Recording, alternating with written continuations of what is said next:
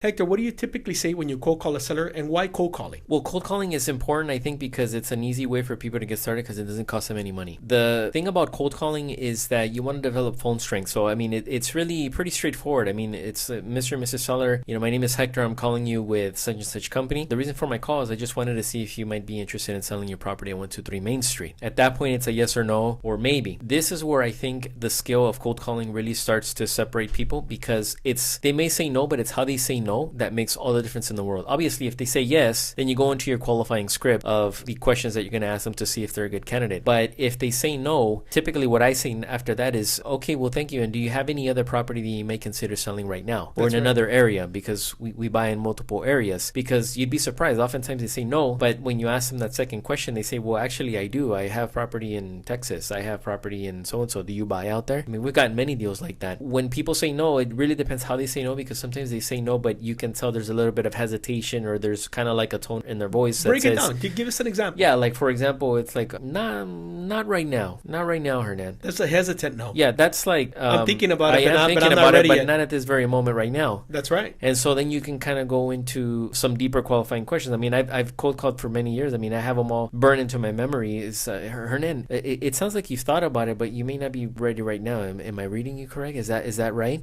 And that's a good one right there, because the other one is, well, let me ask you this. If I could give you a good enough offer, would you consider selling sooner? Exactly. Or what is it that's holding you back, Hernan? There you go. Yeah. Because they may just simply tell you, hey, well, with it's Thanksgiving week. I mean, well, I do want to sell, but until after the holidays, call me back on the 1st. We get that a lot at the end of the year. Hector, you said something really, really important and really powerful, and I don't think a lot of people may have picked up on it, but I want to bring it back up again. You said phone strength, and I don't think people realize the power of phone strength. Explain to us what you mean by that. Phone strength, I would define it as having a fluidity and a confidence with the people that you're talking to on the phone. I think a lot of people get rejected because they come off as timid, insecure, nervous, or robotic. When people cold call, one of the most common mistakes is that people sound like a robot. They sound like a script. They sound like a computer program that's just randomly calling people. And that's exactly what you don't want to do. You want some kind of rapport with people where it's like, hey, it's just two friends talking. I bought some property in the area and I'm just looking to add to my portfolio right now, and I'm calling you as well as some of the other neighbors just to see if you had any interest in selling. One of the things that I have to say, because we're, obviously as the investment brothers, and we both have been in real estate for many, many years, and we started off as agents, but one of the things that I would attribute to our success has to do with being able to cold call for 7 to 8 hours a day. Originally, we started off as agents cold calling, I think one of the things that we really developed was phenomenal phone skills, and I do feel very confident in that aspect for both of us. That has given us the strength and the confidence which flows into when we receive calls, whether from texting, emails, mail pieces, postcards, whatever type of marketing piece that we're doing, and somebody calls in and you're used to being on the phone with the seller, it just flows naturally, and all of a sudden you can go from left and right. It's like a boxer. You can jab and move and be agile in your conversation, and that flows well. It inspires confidence in a seller. I think, we advocate that people cold call in the beginning. It'll develop their confidence, it'll develop their phone skills, and it'll develop what you talked about, which is phone strength. Yes, and that phone strength also helps, Hernan, with all types of marketing, whether you're doing RVMs, texting, mailouts, whatever you do, people are going to call you. The initial conversation is most likely going to happen by phone. It's kind of like a cold call in reverse. So you need to have those qualifying questions really memorized and part of your vocabulary, because when you do that, that's going to help you to not sound scripted. If you look at any professional actor, it sounds like they're just talking, like they're just being their natural self. In reality, they're spitting out a script, but it's so natural to them and they're so good at giving it in a normal tone of voice that it makes all the difference in the world. And you mentioned, we used to cold call 7, 8 hours a day because number one, we didn't have a marketing budget. Second, it's just a very effective way to really train yourself and finding those good deals. Look, I think when it comes to cold calling specifically, it's kind of like a glass half empty or half full mentality, and you choose how you approach it. I used to set myself a goal of, I don't want to make 100 calls. I want to make 100 contacts every single day. A contact being defined as I'm on the phone with the decision maker of this property. Usually it's the seller, but not always. Sometimes it's the children. I want to talk to 100 people. Every call that I would make, I would see it as like, well, no, they just told me off or they told me no, but that's one closer to the yes.